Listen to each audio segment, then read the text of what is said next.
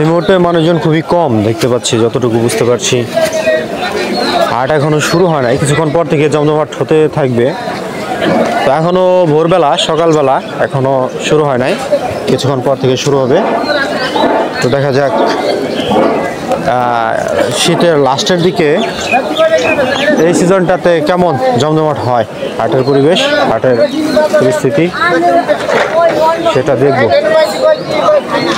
কি অবস্থা এই শীতের লাস্টের দিকে। এখন হাটে কি কি পাওয়া যায়, কি কি আছে এখন অবশিষ্ট, এবং মানুষজনের কীরকম কোলাহল, সেটাই দেখানোর চেষ্টা করব আজকের এই হাটে। তো শীতের যে সবজি ফল, সেগুলোর সিজন তো প্রায় চলে যাচ্ছে, শীতও চলে যাচ্ছে।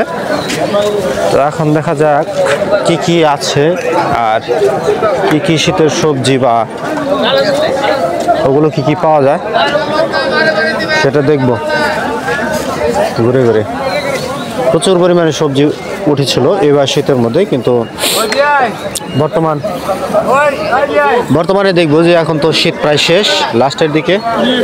এখন কি অবস্থা, এখন শীতের সবজি কিরকম আর দাম কিরকম, সেটা দেখার চেষ্টা করব। তো দেখি, এখানে তো প্রচুর পরিমাণে সবজি টবজি উঠে গেছে, দেখতেই পাচ্ছেন। হাটের পরিবেশ, আরো গাড়ি থেকে এখনো আনলোড করা হচ্ছে, গাড়ির থেকে। এছাড়াও আরো আছে অনেক কিছু অবস্থা, একদম পাহাড়ের মতন স্তূপ করে রাখছে, সবজির অভাব নাই, প্রচুর পরিমাণে সবজি আসতেছে, অনেক সবজি বিক্রেতা বা ব্যবসায়ীরা আসতেছে। এখন মোটামুটি হাট শুরু হয় নাই, সকালবেলা সবেমাত্র ফুলবাড়ি বাজারে হাটের দিকে এগিয়ে যাচ্ছে, ক্রমান্বয়ে জমজমাট হয়ে উঠবে।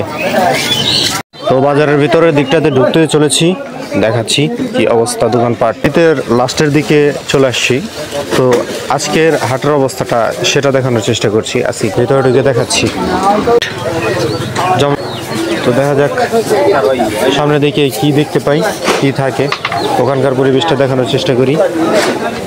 জমজমাট হাটের অবস্থাটা কি অবস্থা এখন, সেটাই দেখব। তো আমরা এই মুহূর্তে হাটের একেবারে লাস্ট পর্যায়ে চলে আসছি, লাস্ট প্রান্তে চলে আসছি। এখানকার পরিবেশটা খুবই অসাধারণ, অমায়িক, যেটা আপনাদেরকে না দেখালে বুঝতে পারবেন না। বেশিরভাগ কলা বিক্রি হয়, এছাড়াও দেখতে পাচ্ছি লাউ নিয়ে আসছে অনেক ব্যবসায়ী। তো এর লাস্টের দিকটাতে যে পরিবেশ দেখেন, নদীর এক সাইডে, এক পাশে এটা হচ্ছে নদী, আর নদীর এই পাশে হচ্ছে হাট বসেছে, ফুলবাড়িয়া হাট, ঐতিহ্যবাহী ফুলবাড়িয়া হাট। মনোমুগ্ধকর পরিবেশ, সোমবারে হাট বসে। তো